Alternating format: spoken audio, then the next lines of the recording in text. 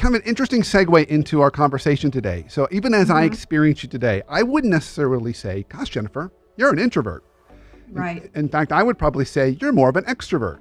That's right. And you write, right. and you write about that in your book. You write about that in your book. Exactly. That really, so maybe that's a good pivot point. Tell us a little bit about, so I've got two questions for you to kind of start our conversation today.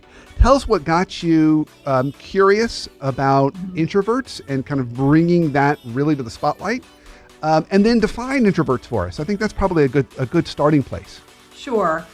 Well, I'll start with the second question. Introverts are people that tend to really want to recharge their batteries after being out in the world and being with people. It's not like they don't like people. They just need more time and space to embrace the silence and take the quiet. So that's really the definition of the introvert.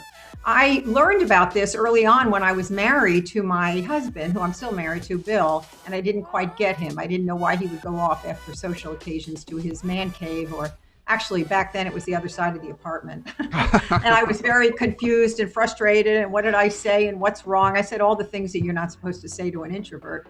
It gets them very upset when you do that, right?